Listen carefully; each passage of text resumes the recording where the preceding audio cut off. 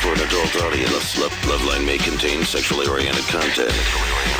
Listener discretion is advised. Loveline with Adam Carolla and Dr. Drew. Hey everybody, it's Loveline. I'm Adam. That's Dr. Drew. Phone number 1-800-LOVE-191. Dr. Drew, board-certified physician, addiction medicine specialist. Oh, man, I am wearing what must be $500 headphones. Oh, really? Or as we call them in the look business like cans. I've never seen it like it. It looked like something that came off like an astronaut. Yeah, something. Definitely something out of a space age movie, like some sort of futuristic movie. No, Apollo 13. It looks like sort of. They're like there's titanium in them. They're heavy. Yeah. They're nice. Strikers. Yeah, he's the local DJ out here at the mother station, by the way, which is K-Rock. All right. Give me a go, no go for launch. Booster. Go. Retro. Go. Vital. All right, so here's what's going to happen tonight. Joel from Good Charlotte was maybe going to come in, but we weren't sure. We left it loose with him, so if he comes in, he comes in. Tomorrow night, Macy Gray in here, who I've never met, and whose work I admire. And actually, Macy Gray was one of the funnier parts of the AMAs that Jimmy hosted a week or two ago. What'd she do? She just went up there and she sort of got off the teleprompter and had, put a little energy into it and started saying, look, if you guys lose and you're pissed off, let's see it on your face instead of seeing you cheering for people. Her. And it was really... She said she's pissed off that she didn't get nominated. Yeah, right? It was funny. Yeah. It didn't feel contrived. It felt sort of genuine and spontaneous. She was up there with Mark. Oh, yeah, from Blink. Yeah, from Sugar Ray. Yeah. Right. Kathy Griffin, dear friend Kathy Griffin is going to be in here. Then dear friend Tori Amos on Wednesday. And then Thursday, dear friend David Allen Greer, or Dag as I call him. Mm-hmm. I've heard you call him that. All right. He's taken over that Bunny Hunt show. Here he is. Oh, yeah. Well, the man has talent. Why shouldn't he? Are you ready to move forward here, Drew? Yeah. Do you want to start with that one, not the one I had it on? Well, you had it like this, Drew, which is... either one's good. You're straddling both calls. Both good. Both good. Couldn't decide. All right. Heather? Yes. You're 24. What's up? Yes. I love you guys. I'm so excited that I'm on. The Thanks. reason that I'm calling is I saw Dr. Drew the other night on MSNBC on Scarborough Country, and he was talking about Michael Jackson. Yeah. By the way, Drew, you looked so hot. Seriously. Anyway, the reason I was calling was he was talking about Michael Jackson being a pedophile, child molester. I'm wondering if I was saying maybe. They keep putting me on the spot and saying, is he or isn't he? What makes one? What's your question? Well, listen, he loves all the children of the world, regardless of creed or color or nationality or religion, as long as they're dudes. I mean, isn't it clear? Yes. That's all he wants. Clear. He wants to save every children. All children. They're all precious. All the guys. He fellas. just wants to save every 10-year-old boy. That's all. That's all. He's not. Yeah. He seems to have a range. They seem to be between like 7 and 11. They seem to be male, or they're always male, and they seem to be of some sort of ethnicity, maybe Latino or something like that. And I got a theory about that. What? Well, it's. In that culture, that kind of stuff flies a little more easily. Like, you couldn't do that to a Jewish kid. Wouldn't work. His parents would be all over you.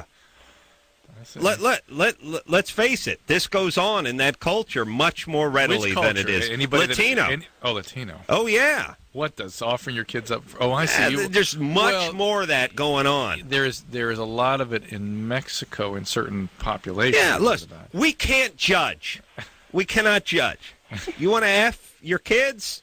That's a cultural thing. I'm not judging. I'm just saying, if you're going to screw around with a kid, better to pick one from a group that has a little more history, a little more momentum with that. I'm not saying every one of them does. Well, maybe it's just a statistical thing. Maybe in those populations there is more abuse, so there are more victims, so there are more opportunity to victimize. You know what I'm saying? Pure numbers game.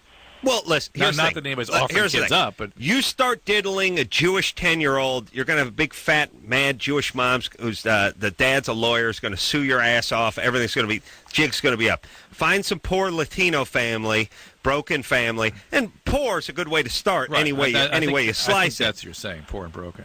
Yeah. Yeah, but Latino stronger. Stronger choice. And Heather, the other thing I was saying is I don't think the guys talk that much.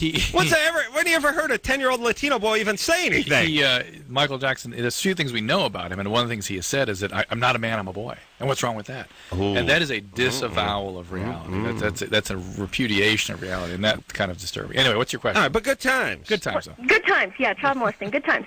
The reason that I was calling is I have a family member that's older, and as a child I don't know if you'd say molested, but inappropriately touched. Come here and give me a hug. And I'm wondering if, who did this?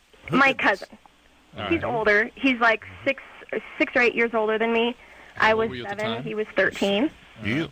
And I'm wondering, and then, later on, he has his own little girl now, and he has been accused of molesting her older sister, his stepdaughter. Yep. I guess I'm just wondering if you think that pedophiles can be cured, I guess, or if they're sort of going to be like this for the rest of their lives. I don't even know if he's a child molester, but you kind of know what I mean. He sort of fits the profile too, Heather. But be that as it may, it's sort of a chronic condition much akin to addiction. And people that treat and deal with this disorder a lot hope, above everything else, that they get to treatment before they harm somebody. That's sort of one of the goals in these treatments, is to get a hold of these people that could be victimizers before they really act out dangerously and hurt somebody else. M80 in the urethra is the only real treatment for these people. We dilate. Dr. Alter would be on them. I use graduated lucite rods to simulate the M80? To dilate the urethra, or stretch it out to the point where I can fit an M80 into it. We modify an M80 because normally the fuse is in the middle of an M80. We actually relocate at the end. Nice. We pack it in there, spike-shaped, inlight it, and then when it blows up, it's like a cartoon when an old musket gun. When you put your thumb in a musket and it just splays. Yes. Yeah. That's how it looks like. But Heather, so people can be treated, these behaviors can be contained, but it's sort of like, in some respects, changing what people are attracted to. I mean, you know how you're attracted to certain things? Yeah. It's hard to change that.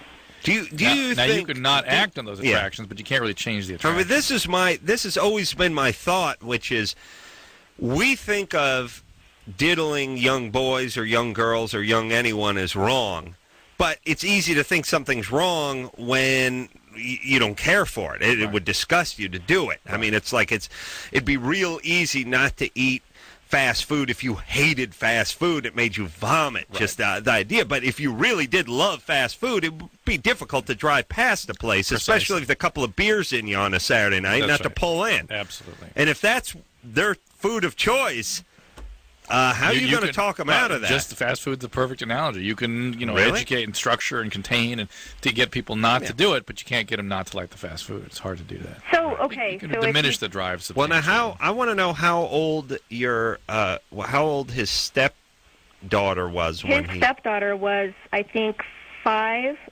when the mother accused him of this, and she divorced him, actually. Yeah. And now he has his own daughter, and she's 5 now. Because it's been a few years now, and I'm worried that if this is a chronic condition, like Dr. Drew has said, and like I've heard other people say, that he's going to act out on it with her. Oh, look, if he's taking a pass at his stepdaughter, here's the other thing. Hard to tell whether he's going to take a pass at his daughter. Will take a pass at his daughter's friends. Right. That's for sure. Right. I mean, the best case scenario is that he diddles one of his daughter's 5 or 6-year-old friends. Right? That's the best this guy's going to do, right? Worse is he has it is he does the daughter. Yeah. I don't know what to do. You can't hire a drifter to kill him? He can be treated, but he has to want to be treated, and there has to be a lot of structure and leverage in place. So, do what True, whatever happened to just getting, putting hits out on people. Just contracts. Still happens. Just put them down. Yeah, I know, but they're putting down mafiosa guys, and wives are killing their innocent husbands to collect the insurance and stuff like that. How about just good old straightaway killing? You know what I mean? People that need to be put in the ground. It'd be much simpler, wouldn't it? It'd be a simpler life. It really would. People have a huge objection to that. I have no problem with that. We got to remember the adults that are acting out in this heinous way are the children that we were crying out for 10 or 15 years previously. I know, but it's like Old Yeller. It's like, hey, sorry, buddy. We love you. You're a great dog. You saved me from a bear. Too late, though. Now I got to put a bullet in you behind the woodshed. I'm sorry. I hate to do it. Got to put a bullet in you. You're rabid. You're going to bite somebody. Yeah. Yeah? Yeah. Julie, Yes, you're 21. I am 21. What's up? Okay, for about the past year and a half, my breasts have been leaking. Have you been on And, I mean, medication I've that been to whole time? doctors, I've been tested, all kinds of tests. I've been on medications. It's never, medications to dry it up. Have you been on? Were you on medications before it started? Yes. What medicine? I was on birth Eating control sand. for about Sawdust. a year. Anything else? And then I was on Prozac for about 5 years. So they think it's the Prozac? Yes. That'd be pretty wild. That's unusual, but yeah, it happens. Well, there you go. And now that you're off the Prozac, it hasn't stopped? No. I've been on the Prozac for 2.5 years. Some women, once they get going, any stimulation of the nipple will perpetuate the milk. That's how I am. Yeah, Adam is that way. Mm-hmm. He's got sensitive nipples. Very sensitive Very, nipples. very. I like a little nipple play. Vomit. So shoot me. I like nipple play. Does that make me less of a man? Thank you. I like a little nipple play. Just a light flicking. No. And it's good if you moisten the flicking finger too. Just flick. Just a light flick. That's all. All right, Julie. Yes. Did we answer Julie's question? So you've been worked up, and Joel is not coming. All right. Fantastic. That's fine. Julie, you've been worked up. You've been checked out. It doesn't have to be a heinous thing. It's hard sometimes you'll like this. If she's large-breasted, sometimes the bra against the nipple will cause the. Well, the main Julie, thing are with you it- large-breasted? Yes. How big are you? I'm small, and I'm a big C. Your body is small. Yes, and I'm a big C. Wow, Yeah. I like that. Well, thanks. What size is your body? A 2 or 4, like 2 to 4. I weigh about 115, 115. How tall are you? 5'6". 5'6", 115, and a large C. Yes. It's a good combo. Thanks. Yeah. Okay. Sure the fellas enjoy it, right? Yeah. All right. Very modest. But it's real uncomfortable. Like, they will hurt. Like, I will physically be in pain if they don't leak enough. Were you on Parladol? No, I was on Dostonex. Okay. Well, these are just Dostonex. things to try to get you to dry up. All right. Well, you're under good care. You do what you can. Sometimes you can't get these things to stop. Doesn't mean there's anything wrong with it. But guys don't understand what the the size. They get into that. She is a 42 double D. Well, that means linebacker size back on it. You don't want that big number. So guys get into that. They go.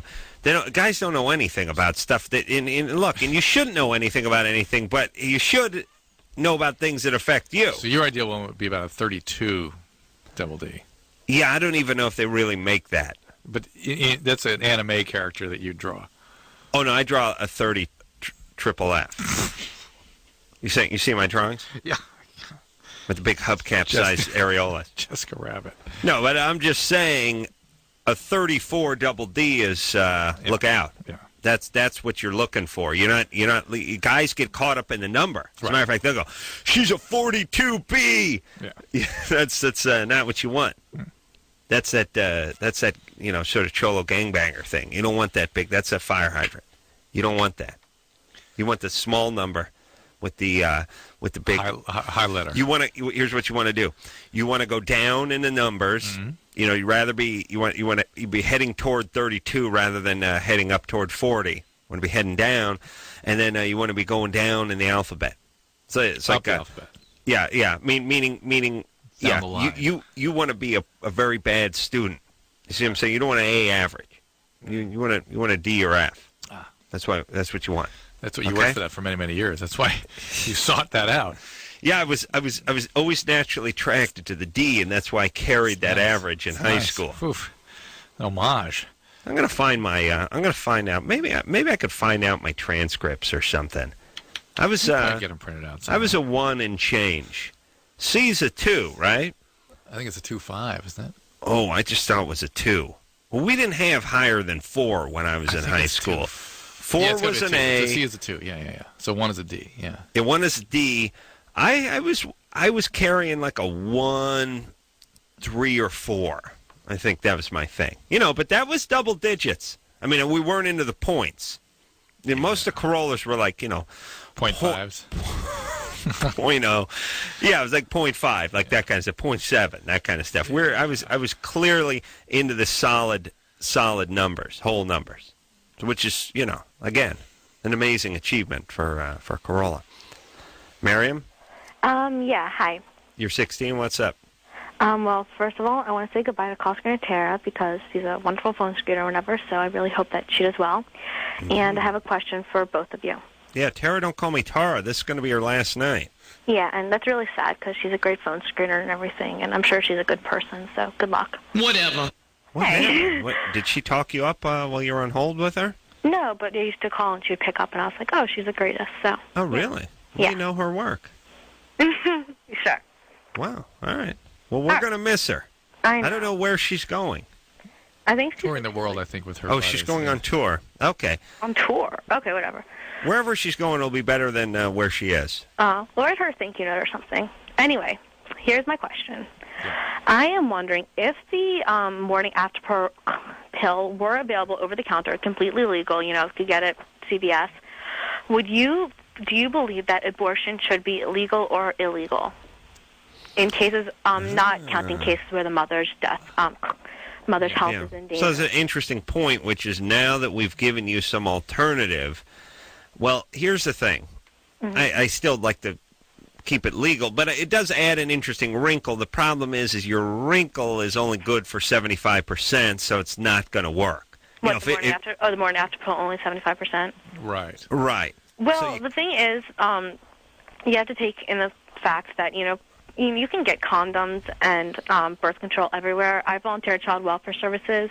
They have condom baskets in front of the elevators. So, it would be nice. Well, here's the thing. Okay, first off, you're never going to stop stupid people from doing stupid things. It's how they keep their status as idiots. That's true. You just have to do stupid things. Right. And there's a certain element in this country that you're never going to be able to stop because they're that stupid and they're that effed up and they're that driven. You would like to be able to now, that is a core group. You're never going to affect that core, but then there's all sorts of people that are sort of hovering around the fence between stupid and sort of quasi-employable. Those are the people that call into this show.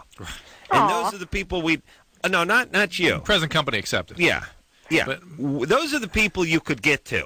And I think, Miriam, you're asking, I think the question you really mean to ask is, would you trade it? In other words, if somebody would make the morning after pill totally available, would you trade that for an illegalization of abortion?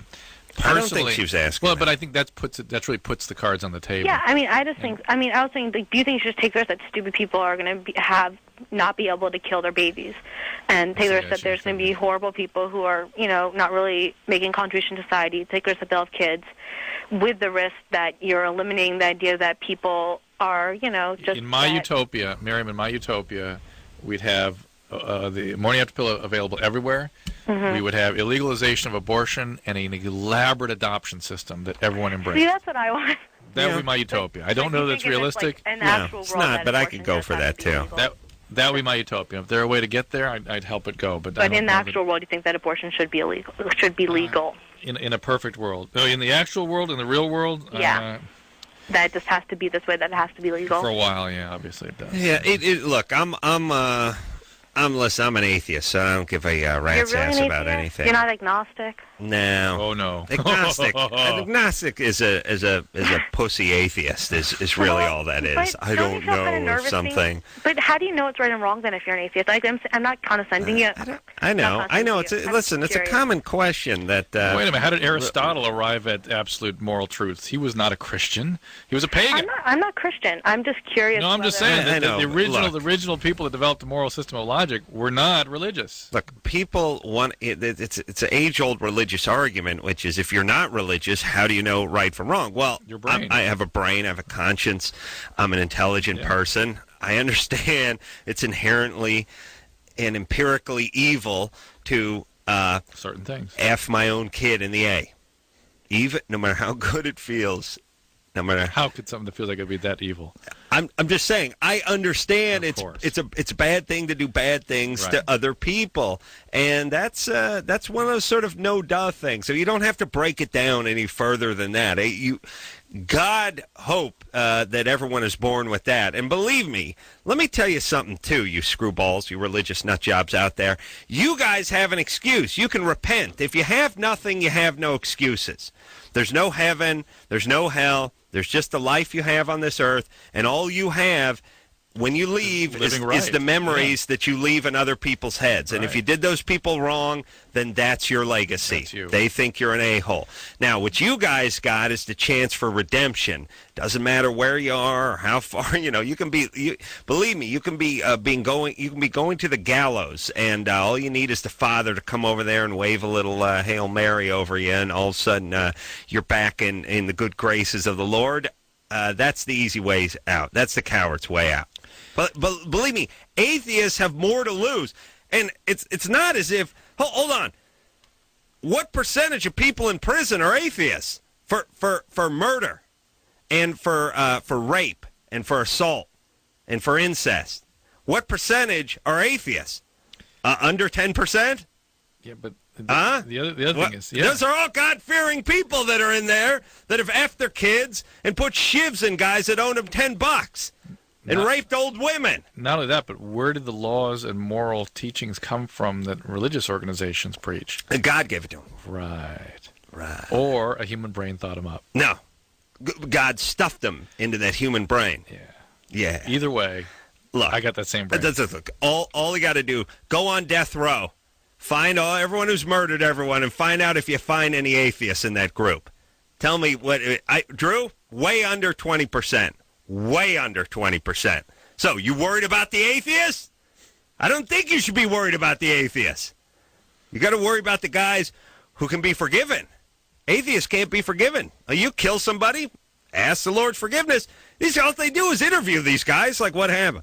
Well, I strayed from the flock a little, but since I've been in the joint, I've reestablished my relationship with Jesus Christ, and He's forgiven me. That's great. You got 6 co-eds still in the ground. You going to see them in heaven? That's got to be uncomfortable. What happened? What? You let him in? Yeah. He strangled me with a car antenna when I was 17 before he raped my corpse. Yeah, but he's in. He repented. That's got to be uncomfortable. Okay, you're up there. You're one of the guys. You're one of the victims of this guy. Yeah, you got to hang out with him in heaven. Does anyone ever think about that? The family. Hey, last I saw you, I was floating above my corpse while you were banging the bejesus out of it by some ditch near the side of the road. Now we're up here? We're in the same place? Really? All right. Hey, it all makes sense. It all makes sense. We'll take a quick break. We'll be right back. Hey, it's Loveline, y'all. I'm Adam. That's Dr. Drew. Phone number 1-800-LOVE-191. Macy Gray in here tomorrow night. Looking forward to meeting her because she has a great voice. And I don't mean just a singing voice.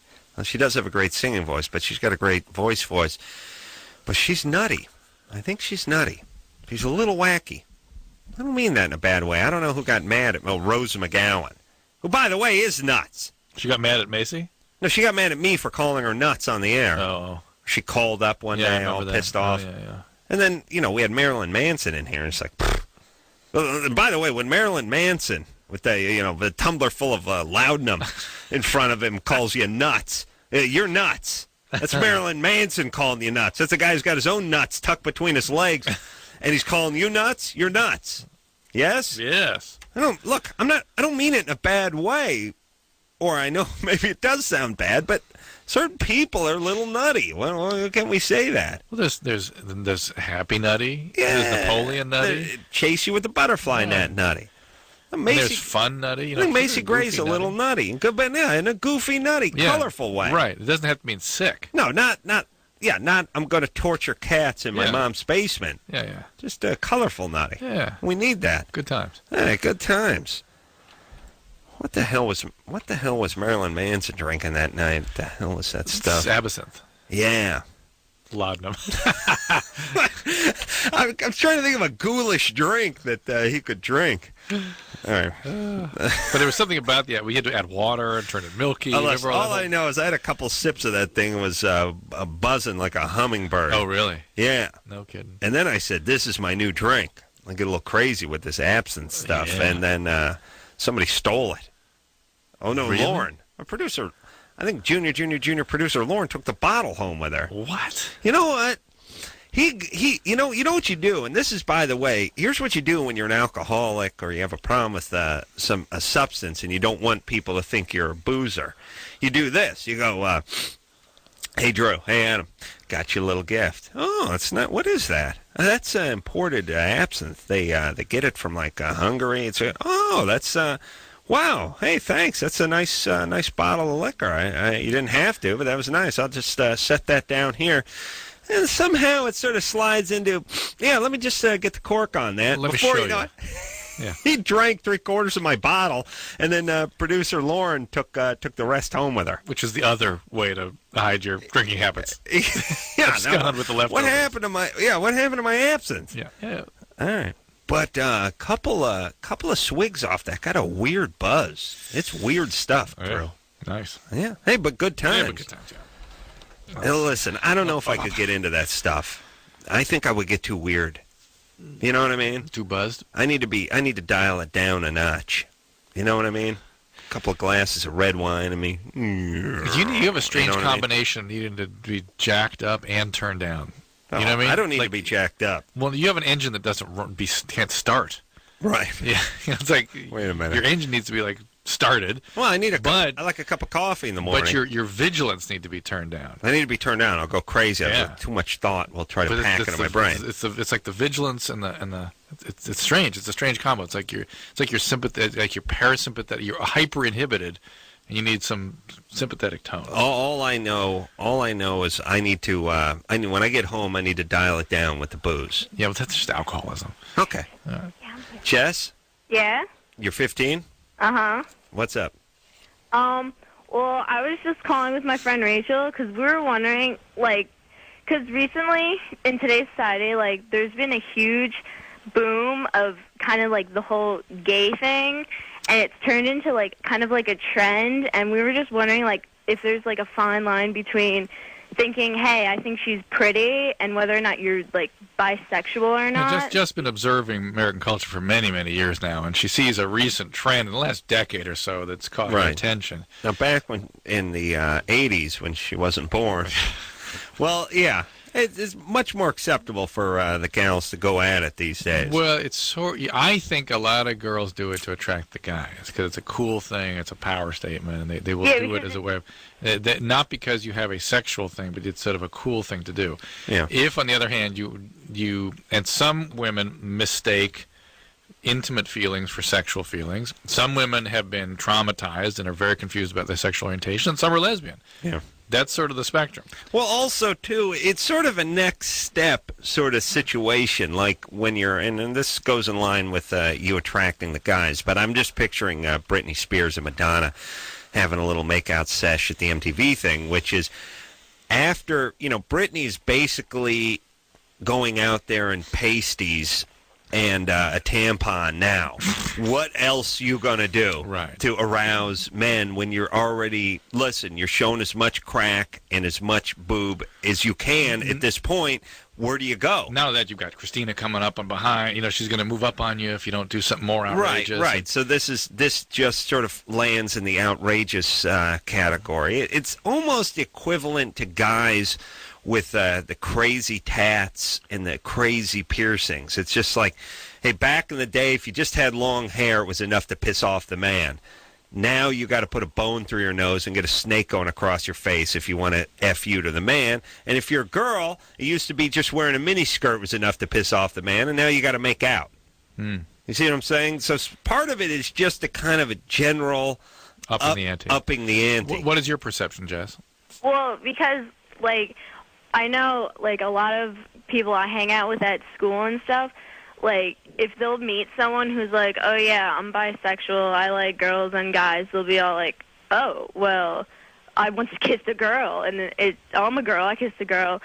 And it kind of annoys me because a lot of people I know take, their sexuality seriously, and it's sometimes you're saying it's a mark of distinction. It's a way of being cool or setting yourself apart. And also, there's a sort of retarded leftism where somehow if you're not gay, you're discriminating. Like you're not open to it. It's not because you're not gay. It's just because you're closed in your thinking. You're not a free thinker. You know what I'm saying? Right. You're uptight, man. If you loosen up. You'd be with guys and girls. You're leaving out half the population of the earth to love. Yeah. What about the animal kingdom? I mean, Left those out too. See, you are uptight, man. Yeah, well, primates. You know, I mean, you can't. Of course. Oh, you're so closed-minded. Yeah. What is the matter with you, man? I don't even know you, man. You when can't you get talk to like that. amphibians and things like that, can you? You know, if you really are creative. Put a frog up your ass. All right. Listen, I'm uptight. I like the gals. That's my thing. Okay, Callie? Hello? You're 17? Yeah, hey, what's up? It's Callie, by the way. Sorry, Adam, I love you so much. Okay. Yeah, my question is, I'm wondering what is acceptable to do on the first date. Who's that drunken behemoth in the background? Sorry, that's my roommate. Hey, guys, can you keep it down, please? Jesus Christ. Yeah, I'm really sorry. A hose on him. What, you have roommates. You're 17. Yeah, you're out of the house, huh? I live in the group home. Group home. Yeah. Mm-hmm. So, hey, first off, watch those group home guys. Yeah, trust me, I know that much. Oh, yeah. That's, I don't even think they should have co-ed group homes. Yeah, they shouldn't, but they do. Why do they have that? I don't know. Well, I mean, you got some troubled 16-year-old guys. That's a good point. You know, if dad was an alcoholic and beat the crap out of him, and mom was turning tricks and stuff like that. All of a sudden, you're going to dump him off in some house. And by the way, it's not a group. It's just some house that's been converted into a group home. And there's a bunch of 15-year-old chicks running around. Are you kidding me? Yeah, it's pretty crazy. Kaylee, I suspect that given you're sort of in that kind of population, you might want to, for you, keep the range of acceptable behavior on the first date to a minimum. Okay. Why are you in a group home? Well, my parents and I just don't really get along very much anymore, and I like to party, and so she kicked me out a few months ago. All right, well, so you want to have a good time. Yeah. It's all good. Okay, well, you're probably one of the saner people in that group home, but that's not saying a lot. But now, here's the thing. Who are you dating? Right now, no one. But who's going to ask you out? Someone outside the home? Crack dealer. Yeah, I mean, do you get to date outside the home? Yeah, the crack dealers. Crack dealers, Adam. Be serious here. Are you going to school? No, I work full time. What prompted this question? What prompted the question? I've had experiences in the past where guys have sort of been pressing me to do more, and it's not that I didn't want to, but I've gotten a bad rap in the past for going too far. So here's okay. Let me explain something to everybody. By the way, you can stop people. People don't know where you're at. They don't know what you're thinking. It's like people get themselves into trouble. They talk too much. They, like you used to be a horrible liar.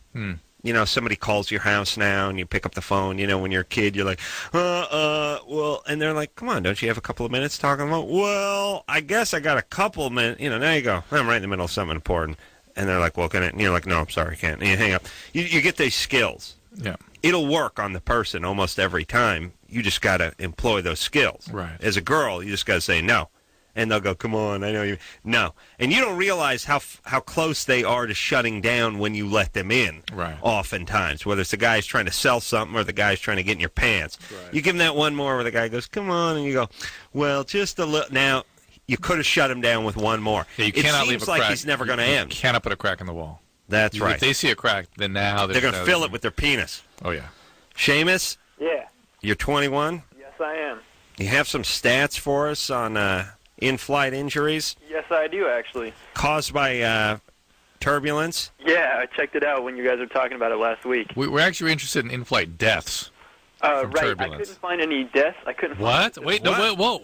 There must have been too many. But we run they can't tell. Yeah, it's too obvious. We run a PSA every night that tells you to wear your seatbelt when you're in an airplane because of how your body wasn't made for 40 other turbulence. Potentially fatal activities that you're much more prone to. Yeah, there's football and rollerblading and yeah. But how many people are injured, Seamus? Well, they group it by type of airline or type of airplane.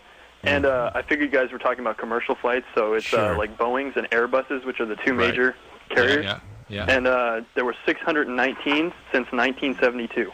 Oh, my God. Wow. Oh, my Yeah. Is that nationally or internationally? That's national statistics from the No, FBI. Adam, I thought it would have been more. I thought it would have been like a couple hundred per year at least, because people fall and twist their ankle and they claim that's people are old ladies are walking drunk to the bathroom when they hit when the plane moves just a little bit and they just take a spill. That would be in that statistic. Includes workers. It includes everything, and I'll tell you something. That number that's amazingly low. Why do we even bother with seatbelts? 30-something. Now I'm pissed off every time I've been woken up to have my seatbelt buckled. 30-something year, 31 years, and they've had 6, so it's like 20. Is that like 20 a year? 20 injuries a year. Yeah, maybe a little less, but 20 a year. And again, that's if you went to serious injuries, it'd be way down into the double digits. Way well into. You know what I'm saying? Yeah. Yeah. All right. But hey, it's a first-rate killer, that air turbulence. There's no doubt about it. Your body's just not meant for it. It's touched all our lives. My grandfather went from air turbulence. My wife's, both her parents went from air turbulence. I had a brother that I don't like to talk about that went from air turbulence. It's a first-rate killer. It'll kill you. It'll take you down. And you got to do this PSA. And we got a PSA. And now we got to keep the seatbelt. Keep the seatbelt fastened until we get to the gate. Till we stop at the gate. How many injuries has there been from that part? From the part where they announce every time you hit the ground, please keep your belt up, please, till we stop at the gate. I always like that part too, which is so if we're T-boned by like a A4 that's being scrambled up, got the belt on. Yeah, doesn't just keep you in the fire a couple beats longer. Or on the other hand, you're cruising at 4 miles an hour and it stops suddenly. What's going to happen then? You're going to... Yeah, our entire lives have been taken over by this nonsense, by just BS. Pure BS. Yeah. And here's whose fault it is. It's the attorney's fault, and then it's the weak-willed pussies who are bringing up these lawsuits. I want to live in an environment where, and I've magically made it through my whole life without a lawsuit. I want to. Here's people have to be accountable for. Here's what I want. I want everybody. I want everyone who's done more than one lawsuit, I'm going to put them in what I call troublemakers category, and they're going to be very closely watched and scrutinized. That's it. Tired of all these pussies destroying our lives. And everyone is always like, well, what difference does that make to you? Believe me, I'm the one who's getting yelled at to put my seatbelt on, and I can't pop it off. How many hours of sleep you last with them tugging on you because your blanket's over your seatbelt? Secondly, how much money is wasted? That could have been. Hey, talk about giving money to the poor and more productive places. I would just love it if some candidate came in and he said, look, I'm going to take this country, I'm going to start running it like a German factory. You understand? I'm going to start looking at and here's the way I figure it. I figure we got about 99% people that are just greased cogs, and there's 1%, and that's the sand that's getting in between everything and screwing it up. These are the guys with the 15 lawsuits. These are the guys that are cranking out the 30 kids. These are the guys that are in and out of they're going through the system. They got their parole officers. I'm going to find these guys. We're going to extricate them from society, and then we're going to hum along. Yeah, that's what I want. And people are scared of that. They're like, oh, well, here's all you have to be scared of. You're the sand in my gears. You need to be scared. If you're not, you got no problems. That's what we're talking about, Drew. I don't know what there's this sort of thought that once they start this process, they'll just keep going. It's a slippery slope. Slippery slope. No, guillotine's next. Guillotine. Yeah. Slippery slope. Yeah. You let Kevorkian do what he does. Guillotine. You're just killing innocent people. Slope. No, you're right. Children, adults, everybody. We'll take a healthy people. Slippery slope. Slippery slope. Take a break. We'll be right back.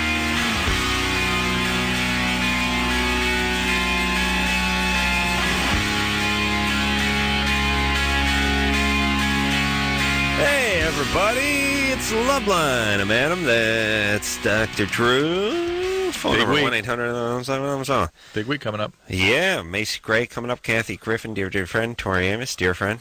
David Allen Greer, dear friend, coming up too. Wow! Who is that? Is that AFI doing that Boys of Summer song? Who's that? The Ataris. Oh, the Ataris. Oh, I kill them for making that horse-ass song. Who's doing this song, though?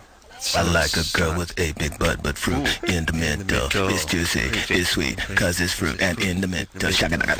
Yeah. How about a little cheer from Dag? It's a little David Allen Greer for you. I like. See my finger, see my thumb. We got the ball, you better run. SOCKIT, sock it to me. Baby, my head is aching, my hips are tight, and hips are shaking from left to right. 1, 2, 3, 4, 5. Cash check, don't take no job. 6, 7, 8, 9, 10. Come on, baby, we gonna win. Ow! That's a cheer, baby. That's a cheer. Oh, yeah. I'll drink my coffee that night. He's got a talented man, David Allen Greer. Deeply troubled, yet talented man. And listen, people think David is all fun and games. Drew and I know a deeply, deeply troubled man. I just remember that voice. don't look at me routine he did. Do you have that one on tape by chance? Yeah, let me find it. Was, Here it is. Here it is. Oh, you can't find it? So let me find it. Hold on. He'll find that a deeply troubled David Allen Greer will be in. Who's in good spirits, by the way. Is he? These Talked days. lately? Yeah. Oh, I was in Vegas with him. Oh, yeah. He's mad at me for making him see Siegfried and Roy, 6 months ago when I was there. But I said, hey, these guys aren't going to be around forever, and you're going to want to say you saw them. And he's still mad at you, or now he's still crazy? mad? Yeah. Well, he didn't want to go see the show. I said, we're seeing Siegfried and Roy. Listen, in 1977 or 76, when people were seeing Elvis, I'm sure the cool people were making fun of those idiots. Oh, We're seeing big fat Elvis and some, he's wearing some crushed powder blue velvet jumpsuit and stuff. Meanwhile, Crosby, Stills, and Nash are playing at the Thomas and Mack Arena, and they're like, hey, let's go over there. Absolutely. Those are cool people. Yeah, what are you, my parents? You're going to see it. He was at the Hilton. You're going to see Elvis at the Hilton? Yeah, okay. It's a fat, bloated, out-of-shape Elvis singing a bunch of old songs way past his With prime. a bunch of old people yelling at him. But those people are glad they saw him now, right? You can say you saw Elvis. Yeah. I saw Siegfried and Roy just a few months before the Tiger bit him.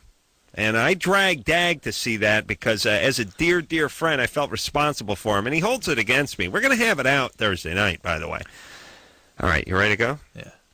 Don't look at me. Don't look at me. I will give you something to smile about.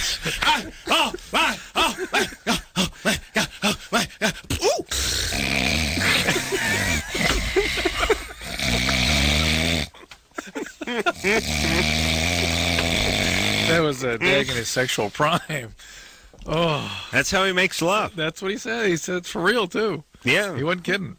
He grabs the tuft of your hair, he beats on your ass, yells at you not to look at him, and then he immediately goes out after orgasm. Wonders why he has girl problems. Anyway, Mario, what's going on? Mario, you're 22. Hey, Adam. Dr. Drew, hey, Adam, you are the closest thing to God this planet has ever seen, brother. Thanks. Seriously, my hero. Thank you. I got a bit of a problem going on. I had sex with this girl today. I mean, not but 2 hours ago. And she told me that she can't be impregnated before. And the story changed afterwards. And so I suggested, a morning after pill. I hear Dr. Drew preach about it left and right. So she refuses. Why? She's going on the whole. I think she's going on the whole abortion trip. I tried to tell her it's not an abortion. Not an abortion pill. It'll suppress her ovulation. Right, just take it as soon as possible. Get the Plan B. Go get it. Just go get it for her. And just get her to take it. How do you make massage her neck and shoot it down her throat? You can't give it to stuff her in a goose without her knowing it. But you can certainly offer it to her. Let her understand what it is. Nothing doing an abortion. It'll just, if she hasn't ovulated yet, it will make sure it doesn't happen. Say Drew and God want you to take it. Lorenzo. Yes. Lorenzo's got a problem at something I was saying with the Latin culture being a little more okay with the incest. No. Wasn't black. Was that when, and this is what happened when I was driving, home, and and listen, I'm a big fan of you guys. Thank you. First of all, I'm a big fan of you. But I get the sense a lot of times that you have kind of empathy to Latino community or whatever. Okay, and today I just happened to hear that in the Latino community it's like something like, if I'm not mistaken, like molesting or effing your kids is a normal thing. You wouldn't play in that.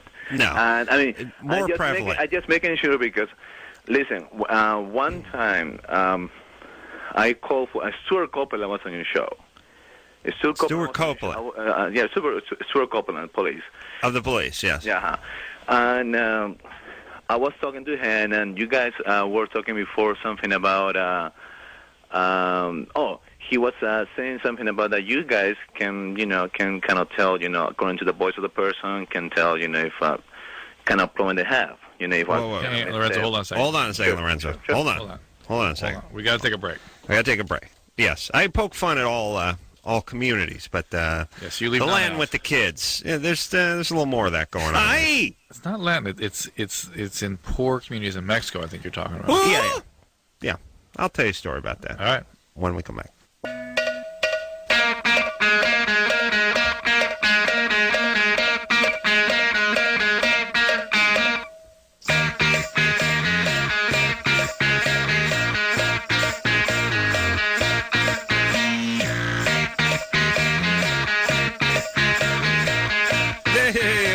Loveline of Adam. That's disgusted Dr. Drew over there. Phone number 1-800-LOVE-191. Macy Gray in here tomorrow night. Excited to meet her. Kathy Griffin. Not so excited to see her, but you got to RSVP to her party. I got to call her back. Yeah. You got to wear a tuxedo to that party too. Yeah. Her invitation says, "I'm not effing S-ing you. You must wear a tuxedo." Really? Yeah. Wow. Tori Amos, who's not effing or S-ing either one of us, is in here. And then David Allen Greers, I know. All right. Let me just get back to... we have dinner on Friday. Yeah. Let's get back to Lorenzo. So, listen, Lorenzo. Yes. So, anyway, Lorenzo took exception to my... we were talking at the beginning of the show whereas Michael Jackson, his young boy, seems to be a young Hispanic kid. And I was saying I think it's a little easier to get away with that in the culture. You got a better victim over there than you do a young Japanese kid. Or more likely to have a victim with a darker skin. You're playing your odds. Here's my point. Here's what I'm saying. If I'm going to molest the 10-year-old, I pass by the Jew and the Japanese kid, the black kid, I go to the Mexican kid. I think I can pull it off with that kid. That's what I'm thinking. Maybe, let me put an alternate spin on it. Maybe you're just looking for a victim. No, I like the brown. I like the milky brown skin. And you're more likely to come across one of those first, just playing the numbers. Yeah. That's what I'm doing. Okay. All right. That's what I'm doing. But in Southern California, by the way. Okay. Yeah. In Southern California. Listen to me just 1 second, okay? All right. The way that you put it, okay, I remember this. Like I was telling you, just now, the interview with Stuart Copeland, and. He asked me where I'm from, and I said from Peru. And before that, he was saying that you guys can recognize, whether a person was abused or has something going on her childhood through her voice. I don't know if you remember. Yeah. Well, we can though. Okay. All right. Okay, but now. When Stuart Copeland, he asked me, where you from? I said, I'm from Peru. And, he started talking to me in Spanish, and, we, just a good time. And then, he said, you can tell by his voice that, he wasn't, abused as a child. And then, Adam, you said, well, if he's from Peru, on that country, it's normal. Okay, it's normal to have abuse. What I'm saying is, it's normal for there to be sexual abuse in Peru. You are not an a-hole, okay? You are my guy. I really like you. Well, you got that part wrong. You got that part very, very wrong. All right, but listen. Okay, so David, you've made your point, and I make my living off of stereotyping. Please don't get in the way, because one day I will stereotype against a group other than yours, and you'll be happy that I stereotype. You always see what I'm saying? But you do. You stereotype. You don't leave anybody out. No, including my own family, for Christ's sake. Listen, I got ideas. I don't have time to research everything. Well, Thank you. You were going to tell some research you've done with the Garden Grove police. No, I went out with the Garden Grove police once, and the guy told me he worked on. I'm not going to mention the officer's name, but he worked in the child services, whatever, with the molestation and the juvenile, whatever. And he said every single case he goes on is Latino.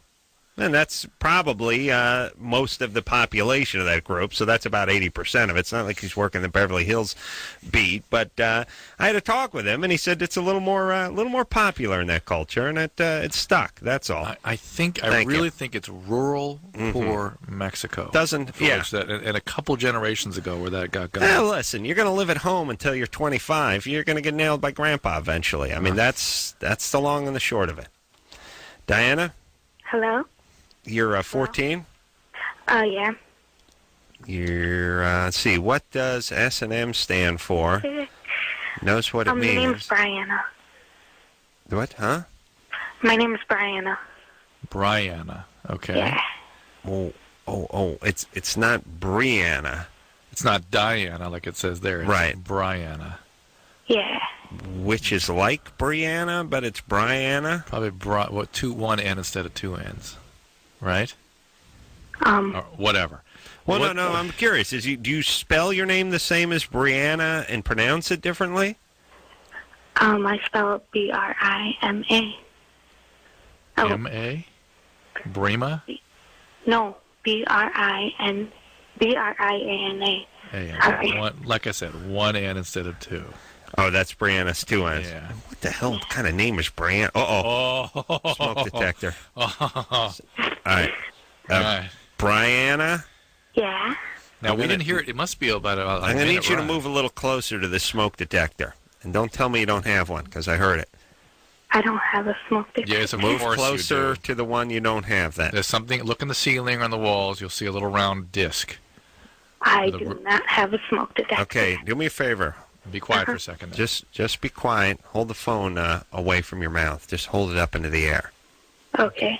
Okay, hold it up there for a second.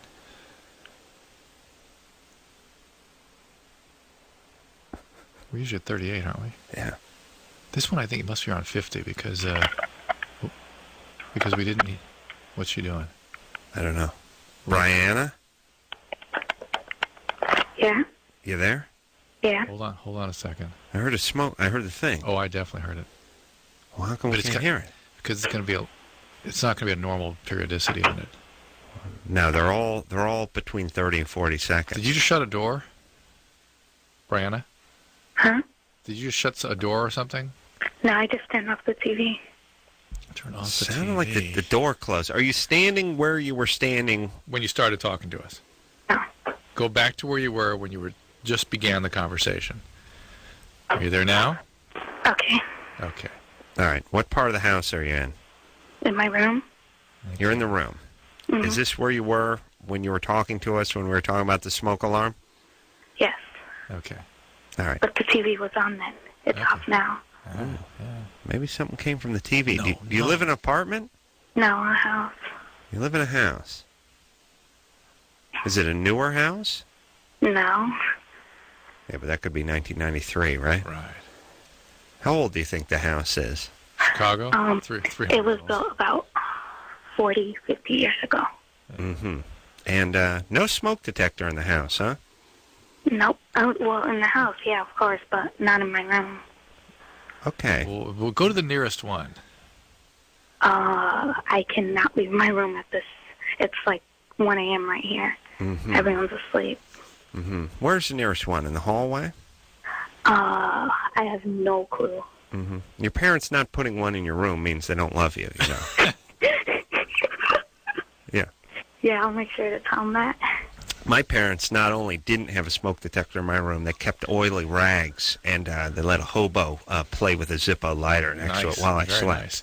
Yeah. What a coincidence. Back porch made of toothpicks. Yeah. Brianna Anderson, it was at 1:04. See if you can find a tape of that for us. No, it wasn't at 1:04. Was it like 59? I'm not going to stop the whole show for He's that. not going to stop the show. Come on. I thought he go on your I'll wild. play one for you if you want to hear one. I mean, if it's that important to you. No, it's just driving. It drives us. Look, listen, we're like prisoners in the studio. We have to figure out ways to occupy ourselves. And that's Anderson playing it. All right, so listen, Brianna. Mm-hmm. You had a question? Yeah, she wants to know what the S and the M stand for. Right? Yeah.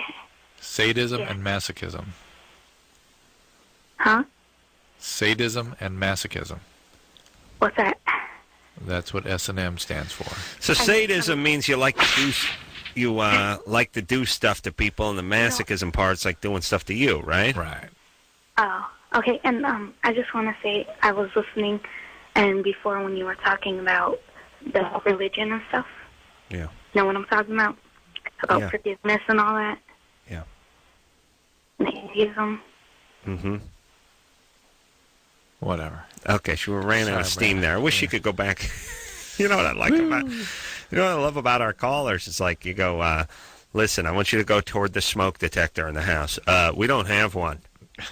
I know you. Please, you have to have one. And we heard one. No, we don't. You don't. There's no smoke detector in the house. No. And then 5 minutes later, I know we heard a smoke there. Yeah, it's not in my room. That's it. Is it what is that? Was I that stupid at 14? Or is it stupid meets combative? Yes. Stubative? Stubative. It's just stubative? Stubative, yes. Like, I didn't say the smoke detector in your bedroom. I just said your house has no smoke? No smoke detector. Speaking of disgust, I got to talk about the newscast on Friday night. I saw with this 2020 episode about a guy getting amnesia, and he was so clearly a trauma survivor with bipolar mania. And they presented this story about this guy forgetting who his wife is, as though it's just like on a soap, like a Gilligan's Island episode where a guy hits with a coconut, and now he's ginger. It's like, he forget. People want to believe. No one consults about what. I was sitting there thinking to myself, what it reminded me of is that song Ruby Tuesday. Goodbye. Lose your dreams and you will lose your mind. Yeah. You know what will happen to you if you lose your dreams, Adam? You lose your mind. Yeah. Everyone knows somebody that's lost their mind because they stopped having dreams. Sure. Everybody. Sure. Yeah. Never happened. Never happened. Well, listen, look. Here's the whole thing. Whenever you watch the news, whenever you read an article, whenever you read the news, if it's ever about you, you know it's totally wrong. You know what I mean? Yes. If you anything you ever read about yourself is just off. Right. In other words, if somebody's quoting you or giving a report about you, they're if someone did a story on you, it would be wrong. Yeah. So now everything you see on TV that isn't you, worse. Assume that it's wrong. Yeah. Assume that if that was you, it wouldn't be accurate. Right. And therefore it isn't. Stupid. Then the Jay McGraw thing followed that, and that just was. Drew doesn't like Jay McGraw selling more books. No, I don't like that. Because his dad's Dr. Phil. I don't like that. I don't get that. He's going to write a book for teens and how to lose weight. I don't like that the press doesn't ask questions. They're just a bunch of ass kissers. Look, listen, this is the publicist. The publicists, if they hardball them, then they don't get them next time. It's just but it's more publicists being. The publicists are just they're leeches on society. They're the pariahs. I'd like to just get. Here's what I'd like to do. I'd like to take all the publicists and all the attorneys and just pack them into one cannon and then pack it with ass and fire it into the ocean and just be done with it. It's a much better society. No publicists. No attorneys. What a utopia we'd be living in, Drew. This is just publicist crap. Screw them. David? The press is supposed to be... Hi. What's up? Anyway. Well, I had a Florida or Germany for you, Adam. All right. Raise our spirits. All right. It's Germany or Florida, by the way. Well, I had a quick question, like an actual Loveline legitimate question, real quick. Just a really quick one. Yeah. All right. I just want to know, my friends and I have been arguing over this. Okay, is it true that, like, the term threesome and the term gangbang have two different meanings? Like, a threesome has to be two girls and a guy, and a gangbang has to be two guys and a girl? Whatever. Gangbang implies more men. Threesome could go either way. A gangbang implies multiple penis.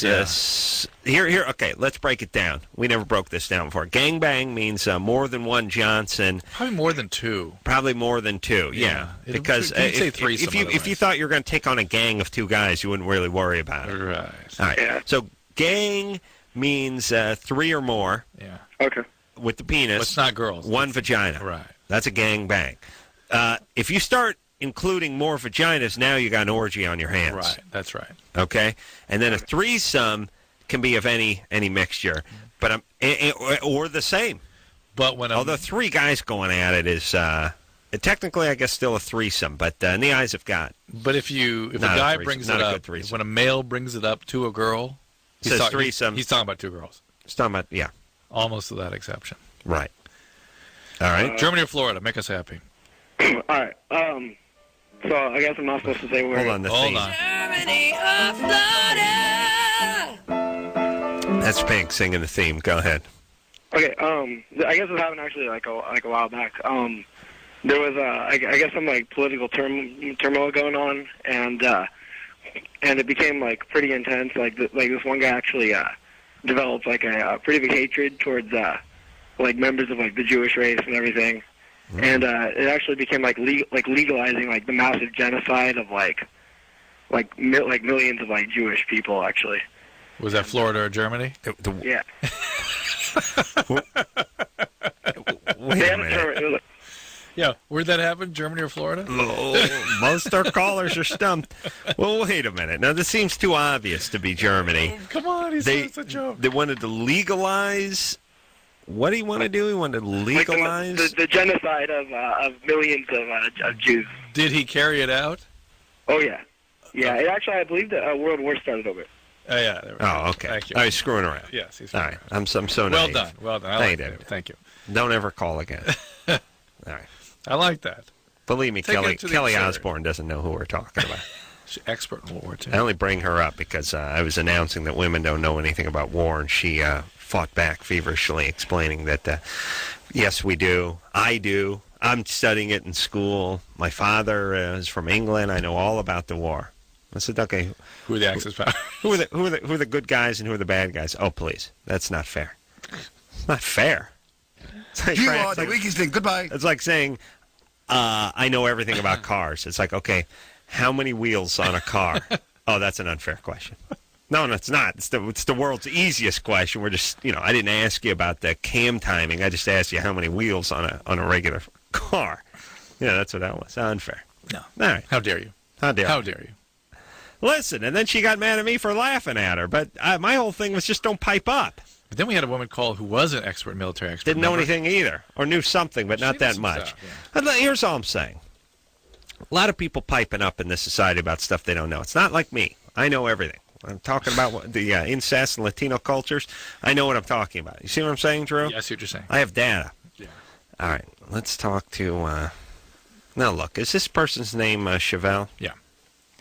Chevelle? Yeah. Is that your name? Yeah. That's your real name? Yeah. After the car. All right. Yeah.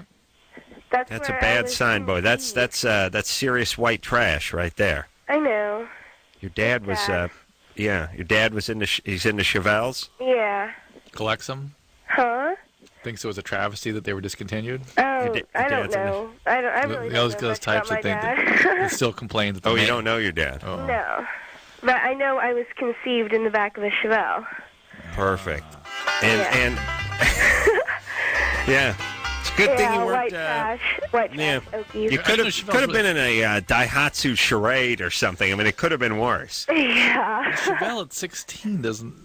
I mean, the Chevelle would have to be 25 years old. My dad was a Chevelle man. And let me say this once. Let me say to all you white trash idiots out there with your stupid wife beaters and your bad mustaches. I watch these crappy...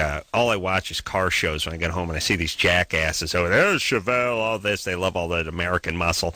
Let me just tell you something about your beloved American muscle car. Straight axles in the back. Just drum brakes and leaf springs. Pieces of junk. GT40. Junk. GT40? GT40 was barely a production car. They made 7 of them. They didn't even make them. How dare you? Wow. All that other stuff you guys get nostalgic about, though, all those Corvettes, all those Mustangs, there's about 3 of them that are nice. The rest are junk. All that Chevelle, all that stuff, all that big bunch of iron blocks and iron heads and 1950s technology. Just junk. Just pure junk. Please, get over yourselves. Those cars suck. Thank you, Chevelle. Go ahead. Okay. Well, Tired of all these idiots from Florida with their bad mustaches talking about Mustangs and coming in their pants. These cars are junk. Go get in one. Go drive one. It's just junk. Okay. Thank you. Okay. All right. Sorry. Now that you got that out. Okay. So your dad named you Chevelle and then split? No, my mom named me Chevelle. My dad split before he even knew my mom. Well, as soon as he found out my mom was pregnant, he took off. All right, what's your question? Okay, well, I'm 16, and my best friend, her parents know that I've been going through a lot of family troubles. Yeah. And they said because this happened about a year ago, that things started getting really bad. And so they said that they would be willing to take me in as one of their kids, because they've only got 2 kids. And anyway, but my question is if I go with them, if I live with them, then I would have to call social services in order to get it legally, like them as my legal parents. Right. Yeah. But if I do that, I would be taking chances of having my other little brothers and sisters taken away from my parents. Taken away to a place of safety. Yeah, I don't want them split up, like not seeing each other. You'd rather have them together in hell than split apart in a decent environment? They're not treated the same as I am. Yeah, they're gonna. Well, the social services don't rush in and take everybody away. How many brothers and sisters do you have? I have 2 little brothers and a little sister. Oh. Yeah.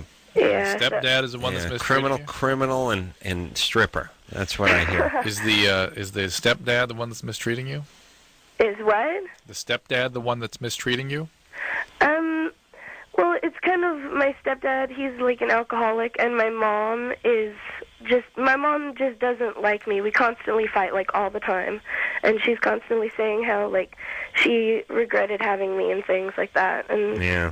And she found out that because I cut myself, and she found that out, and she grounded me for like a month for finding out about it.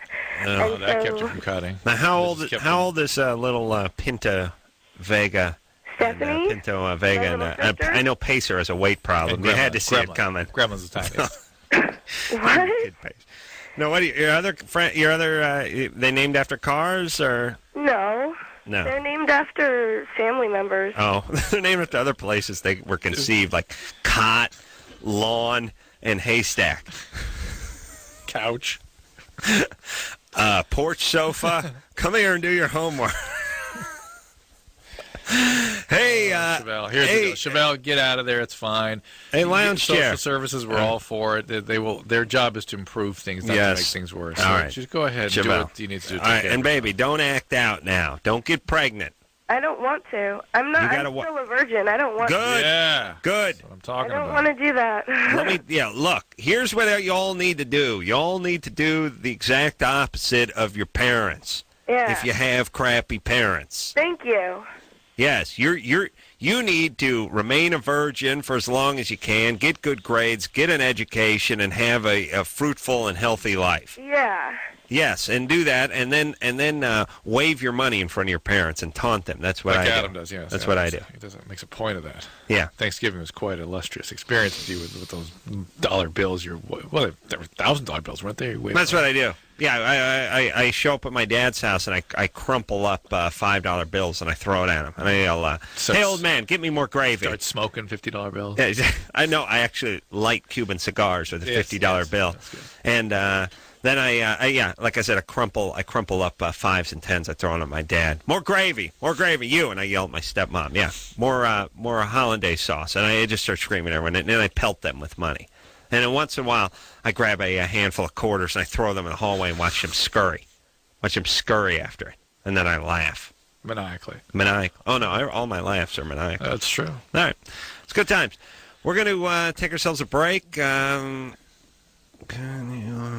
to know about praying. Did you have a good Thanksgiving? Yeah, very nice. You do all right? Yeah, really nice. Mm-hmm. Yeah. Calm. Yeah. We had family pictures taken on... oh, that's gay. Like Friday. That's they super came out gay. Great. That came out gay. Yeah. What was in the background? Something blue? Laguna Beach. No, it was. Oh, it was real stuff. Outside, I like that backdrop. We had this spectacular sunset. We were running around trying to get lighting and stuff with dogs. We had our dogs with us, trying to get them to behave themselves. My, my nieces all go to. They all live in like Oregon. Yeah. And they show me their school pictures, and I'm like, what is that? That's a pretty realistic looking tree behind you. It's like, that's a tree. Oh, what happened to the weird blue backdrop? That's a tree. Outside. What do you guys do? Take pictures outside for your school? Yeah. Yeah. What's that next to your school that's green? That's a forest. Where's the stucco and the aluminum windows and the blacktop? That's North Hollywood. That's Oregon. Yeah, well, you're from North Hollywood. Wow. How do you go to school where there's trees and stuff? Take our pictures outside. Like it's bizarre.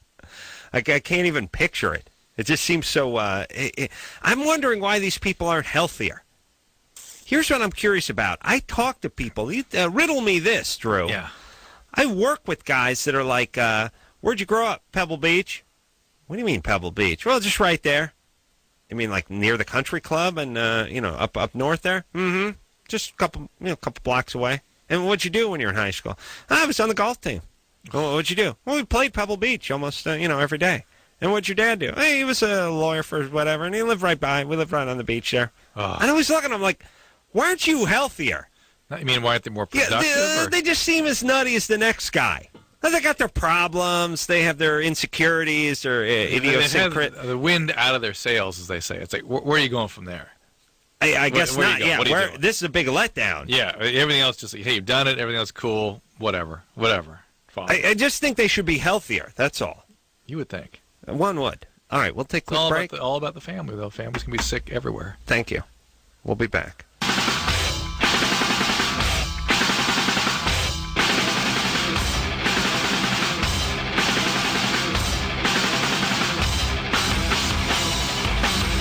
Hey, yo, Loveline. I'm Adam. That's Dr. Drew. Phone number 1-800-LOVE-191. Macy Gray in here tomorrow night. Never had her on the show, as far as I know. No. So excited to meet her. All right. Want to talk to Dana about... how do you spell Dana? You spell Dana that way? I knew that was coming. Hey. That's crazy. Hey, let me say something, phone screeners. I gave this speech... Drew. No. Remember on Loveline, the TV show? That is phonetic. That's phonetic. Fine. No. Got no problem with that. But remember Loveline, the TV show? Oh, yes. They would hold people's names up on a cardboard card. Yes. And I couldn't pronounce any of it. It'd be like, Maki, and they'd go, Michael. Yeah. And then I'd look like a retard because I couldn't read the name Michael, except for... nobody could read it the way they actually spelled it. Right. And I would scream at these people all the time. I don't give a rat's ass how the guy spells his name. You just write it like it is.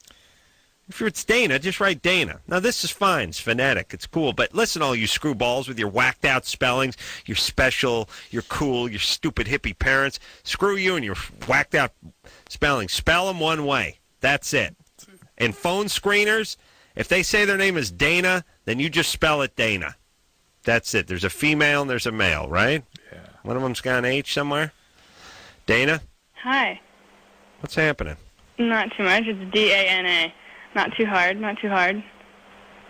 Well, the way it's up on our screen. Well, that must have just been a typo. Yeah. All right. And I don't hold typos against people. That's all right, Dana. We got D-A-Y-N-A. Unless they're afraid you're going to say Dana and they want to spell it out for you there. It's okay. In that case, I ain't going to hold that against them either. It's okay. I get that all the time. Don't worry about it. Thanks for taking my call. I was wondering, about 2 or 3 weeks ago, I was having sex with a guy, and the condom broke when we were having sex, but he hadn't come yet. So I was wondering, what is the likelihood of somebody getting pregnant by pre-cum if I'm not on birth control? No one can give you a number, but it can happen. But look, Drew, let me ask you this. Not as likely as if you'd ejaculated. Okay, they say that the pre-goo has semen in it oftentimes, sperm in it oftentimes, right? Yes. Oftentimes. Not all the time? Not all the time. Now, remember when I started doing the show, there was like, oh, that's sperm rich. Yes, more sperm in it than... Yes, for a while there, they were saying highly concentrated. Now they're saying, some guys it's concentrated, some guys it's empty. That was nothing but BS, which is a scare tactic to try to scare people, right? It was... Yeah. It was used that way. 53,000 Americans die every year from secondhand smoke. And really? hundreds of thousands in airplane turbulence accidents. That's right. But wait a minute. These are lies. Oh, no, but they're good. No, don't worry. People are stupid. We'll tell them what they should know because it'll scare them not to smoke or to put their seatbelts on or to wear a condom. And that we're righteous that way. We got God on our side on this one. Really? So you just lie? That's great. But... all right, so you don't like it when we lie about Saddam Hussein having weapons of mass destruction so we can go put a terrorist down, essentially, right? That kind of lying not good? Your kind of lying is good? Right. Oh, but our lying is to save people. Well, maybe that's our lying, too. You got to look at it that way. But that's basically it. That's the difference between Democrats and Republicans. Democrats lie about secondhand smoke, airplane turbulence, and how AIDS is an equal opportunity killer. Republicans lie, say this guy has he has weapons of mass destruction as an excuse to go over there and stomp him. Yeah. That's how the lying goes, and both well-intentioned. If you really break it down, for the most part, they're trying to save lives, so we got to lie. I just like the part where the Democrats are outraged. Yes. That there's this kind of lying going on. Right. All right, so, pre-cum. Got a little sperm in it. Can get pregnant. Should use morning after pill. Maybe does, maybe doesn't. What about the fact that it's not being injected? How much does that do? Huh? Nothing. Because, I've hit myself in the forehead before. Oh, yeah. Yeah. Oh, yeah. And my head was on the other side of the room, too. It wasn't even attached to me. I mean, it's good 16, 17 feet. No, but I mean, once in a while, you get off a good one. You know what I mean? Yeah. It's always a weird surprise, too. Yeah, it doesn't... You're beating off, and it's like, yep, just like it's like a volcano. It's just dribbling down the side. All of a sudden, lava. Oh! Hit myself in the sternum. Where'd that one? It was like a rogue blob. Shoots out. You know what I'm saying? Yeah, I know what you're saying. It's good times. Yeah. So here's my point. That's the pressure. Yeah, that could get up a woman. But the penis is already the point at which you insert your penis. Maybe not you specifically, but most men. You're up against the cervix. You're right. Yeah. You're there. So it doesn't really matter. Why would it eject then? Must be serve some purpose. Just to clear the pipes to get it all out.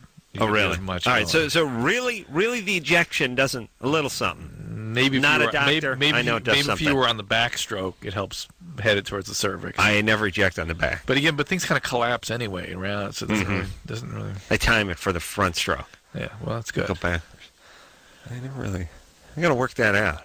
I never really think about that. All right, but this was some days ago, right? Ooh, I didn't hear that. Dana, when was this? This was about 3 weeks ago. Oop. Well, if you're pregnant, you're pregnant. You got a pregnancy test. You can put it to rest. Okay, but you're saying... Yeah. Yes, you can get pregnant. Can I tell you what exactly your risk is? Of course not. Right. Of course not. Jordan? Yeah. You're 16? Yep. You have a Germany or Florida? Yes, I do. All right, go ahead. Okay. Guy walks into a cathedral after Mass, and he holds up one of the fathers or reverends or whatever at gunpoint and robs him of the collection plate. Mm-hmm. On the way of running out, he trips and drops his identification. Mm-hmm. He realizes a half hour later that he dropped his ID, went back to claim it, and they arrested him. Mm-hmm. Smacks of Florida to Cathedral, though. Germany. Ooh. Cathedral's Germany, but then the behavior is Florida. Maybe it was a Floridian who was traveling in Germany. Oh. Cathedral does sound, but see, sometimes we do have cathedrals out here. Yeah. Although they're made out of that stucco with the sparkly stuff in that it. That or Lego. Out here. Oh, by the way, anything worse than a bad 70s church? The whole valley is just... they're strewn all over the valley. Just bad stuccos, like aluminum sliding stained glass windows and just crappy 70s architecture and a weird, literally, that sort of burnt orange, sparkly stucco and stuff, the rough sponge finish on it. Oh, my God's got to be pissed about that. God, this guy's got to be mad. What were we thinking? Yeah. Hey, all right, so where are we going? You're going Cathedral, you're going Germany. All right, we're going Germany. Good job. Yeah. Yeah, Drew. Smart move. See, you're listening, Drew. There's clues everywhere. I want to talk to this guy. He's been on hold for 61 minutes. Brian. Hey, how's it going, guys? Hey, you're 24. True. I, over the weekend, had a bet going with some of my friends. We got together for Thanksgiving, and we were talking about how much dairy we had to eat. And one of them said, I heard somewhere you couldn't drink a gallon of milk in an hour. And I was like, I mean, I drink a lot of milk. I enjoy milk, you know, at restaurants and whatever. Mm-hmm. And I was like, I think I could. So the next day we had, like, a milk-off. And, sure. I had one of those, too. We called them circle jerks back then, though. Not you. Yeah. In the day. It was a more innocent time. But, so you had your milk off. Right. So we put up $20 and bought 2 half gallons of vitamin D milk. Mm-hmm. And I sat down and I just couldn't do it. And about 3/4 of the way through, like, I was, like, in, like, almost an altered state. It was really weird. Like, when I shut my eyes, like, I was still seeing, like, after images of stuff. And I was really tired. And I was about to vomit, but I didn't drink it that much. You stopped. So how far did you get? Like 3/4 of the way through. So you drank 3/4 of a gallon. Yeah, and it took the full hour. I mean, I slowed down a lot. All right. And first off, by the way, I've had these contests with just water drinking contests, guys. Always great because it's really a throw-up contest. Because you will heave.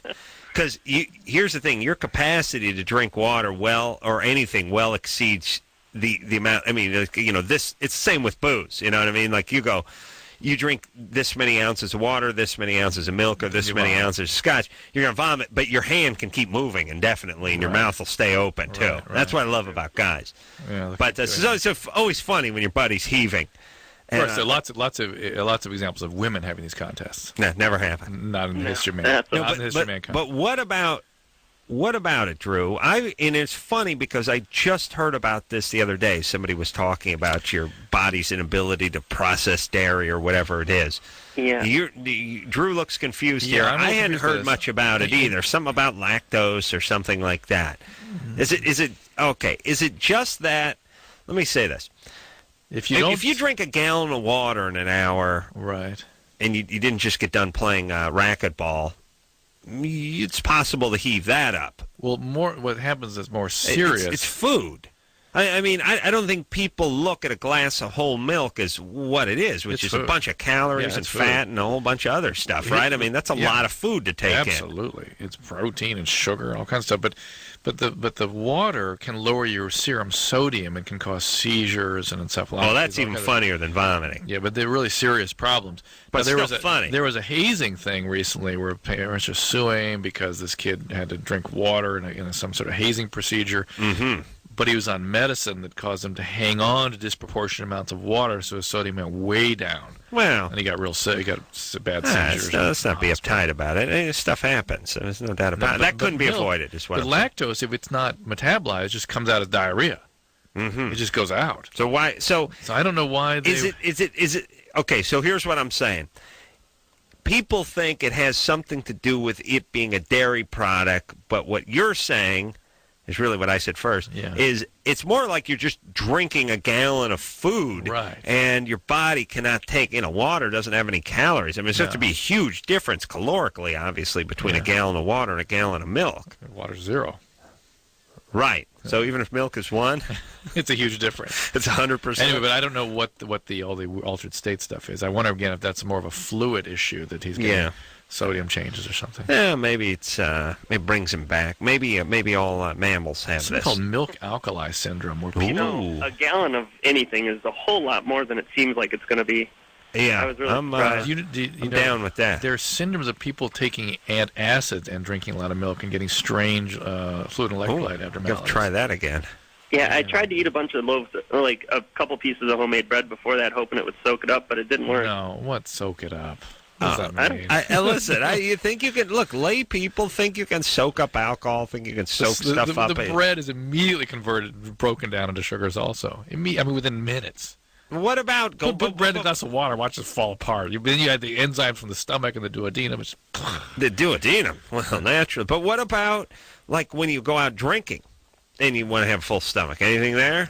Nothing. It may change the rate of absorption of alcohol by changing how much alcohol is exposed to the lining of the stomach where it's absorbed. Right. It's in a higher volume. Slows it so down. it's more dilute, so it slows the absorption down a little bit, but nothing much. All right. Well, you know the ultimate hangover tip, Drew? Aspirin and orange juice? No. Oh, don't drink. Don't drink. Hold on. Genius. Let me grab my You're a sketch genius. pad. Let me grab my pad, you retards. I love those tips. I love the tips. They always do that New Year's. And of course, the ultimate, the only sure way not to get a hangover, take it easy. Don't drink too much. Oh, okay, you idiot. Really? Don't do whatever it is you're going to cure? Hey, I got a cure for cancer, Drew. You know what that cure is? Don't get it. How about pregnancy? I got a cure. Pregnancy. Don't get pregnant. Don't have sex. Don't have sex. That's the only. You know what the best birth control is, Drew? You want to know? No, not condom. No, not birth control. You know what the only sure way? No. What? Huh? Abstinence. Oh, no. Yeah. Don't do it. Don't do it. Genius, right? And anything. Name a thing. Diabetes. You know a sure way? Yeah. Sure way not to. Don't get it. Hypertension? High blood pressure? Don't get it. Heart disease? Don't get it. Oh, my God. Right? Are you writing this down? Retards with your lame-ass tips.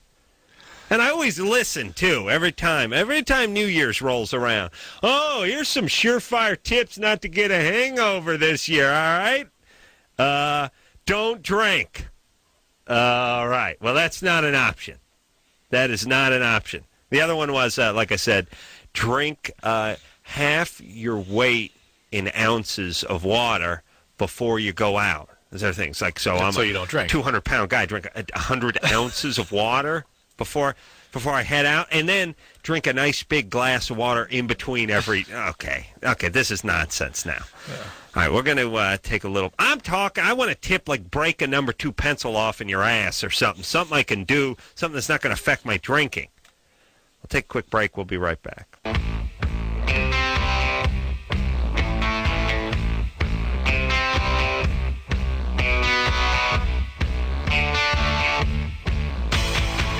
Hey, everybody. It's Loveline. I'm Adam. That's Dr. Drew. Macy Gray in here tomorrow night. Looking good. All right. Let's come on. Let's help the kiddies. What do you say, Drew? Let's do. Wendy. Hi. You're 19? Yes. Your boyfriend has porn. I know that's normal, but is it normal? Yes. I mean, okay. Mm-hmm. How old is your boyfriend? He's 24. Yeah. 24, 19. All right. That's all right.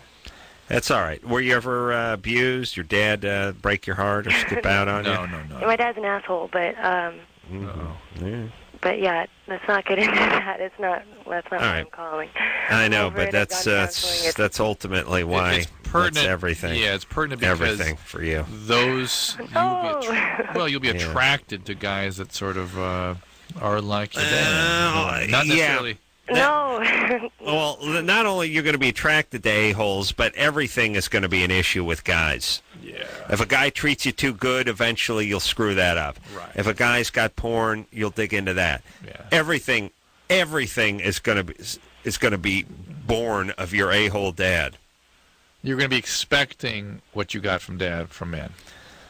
All right, so here's your thing. I don't know if you're trying to sabotage this thing. Do you like this guy? Does he treat you right? Oh, he's wonderful. He's. Don't I'm just sabotage. getting worried, because I want to. I've always thought we had a great sex life. You do. We do, absolutely. It's just I don't know. It's like gross porn. It's not just like. What kind of porn? By the way, first off, how dare you? No porn is gross. It's like saying a child is gross. No, they're all beautiful. They may come in different shapes and different colors, but they're all beautiful. What kind of porn are we talking about here? It's like a lot of like cum shots and like So you're not talking about movie. You're talking about movies or talking about pictures? No, it's I just looked at the cover and it's just like all the of the magazine or the movies. It's a movie. It's a movie. It's not a magazine. It's actual. Yeah, but the cover of it. How long is it going to take to get the movie magazine differential out from you, by the way? Is it a movie or is it a magazine? I look at the covers. But she's looking at the box of a movie. Right. And assuming that that's an exact representation of what's in there. Well, it's not going to be an animated Disney film in there if you're seeing a chick covered with goo. But they do get a little. They're all a little bit crazy. I mean, it's like look at it this way. you see a movie, you see an action movie poster. Right. There's scenes in the movie that aren't even in the movie that are on the poster. Right. You look at a James Bond poster. That's right. He'll be hanging off a helicopter, getting oral from a chick and firing his pistol, AK-47 at a madman in a dirigible. And then you see the movie and like, where's that scene? Right. I didn't see that scene. That's right. They just get you to buy the movie. Yeah, they believe me. I've been angered many times about something, a movie not being as disgusting as what was on the thing, but what's my recourse? Some Ralph Nader I report, my outrage, called Judd McIlvaine. Oh, this is an outrage. And by the way, it's those covers that make it even more humiliating to rent. You know what I mean? You're bringing you're moving up to the counter with you bang us Uranus 14, and the picture's basically the woman looks like the Michelin Man. She's so covered with semen, you know, and you're standing there, and there's a guy standing behind you with his girlfriend. They got the Joy Luck Club, and then there's a guy in front of you that's got a Disney film, and you're just standing there with that obnoxious-looking thing, trying to keep it against your hips, sort of strategically. But there's no good side to those things. They're all a mess. So, see, Wendy could be worse. Your boyfriend could be Adam. And listen, here's all I want from the movie makers. Make one nasty side and one decent side so that you can casually put the nasty side against your hip. Not only is both sides nasty, but along the edge is nasty, too. I mean, you have to keister the thing to get it to the counter with some dignity. All right. So I shouldn't be worried then. I mean, no, just don't worry relax. about it. You're looking panties or anything like. What, huh? Nothing. Never mind. You're looking to sabotage. Don't start trouble. Yeah, you're looking to find trouble here. So just be relaxed. No, I'm not. Okay. I'm just fine. insecure. That's all. I just wanted to give you some good advice. You know. This is fine. Relax. All right. Thank you, guys. Go on. All right. Yeah, have a good night. Times. Bye. Yeah, you too. Let's break. Friend checked a gallon of milk in high school. Says it's possible. So there we go. I know, we had a break. Hold on. How long did it take him to chug a gallon of milk? It took him little under 2 minutes.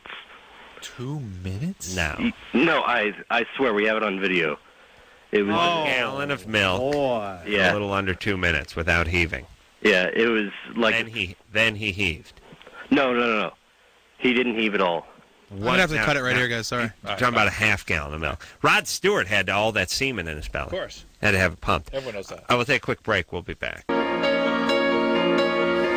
Well, that's the show. Before we check out, we want to say goodbye to Tara, don't call me Tara, goddammit, who we've had a tumultuous relationship with over the years. Illustrious. But illustrious, and I think their love has really grown over the last few months especially. We'll be sorry to see her go, but glad that she's doing whatever it is she wants to do, and wish her all the best. And Tara, you stop by anytime you like, please.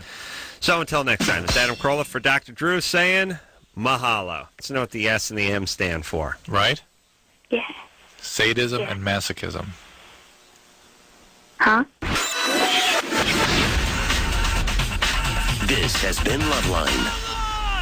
The opinions expressed on this show are not necessarily those of the staff, management, sponsors, or this station. The producer for Loveline is Ann Ingold. Loveline is a presentation of Westwood One Entertainment.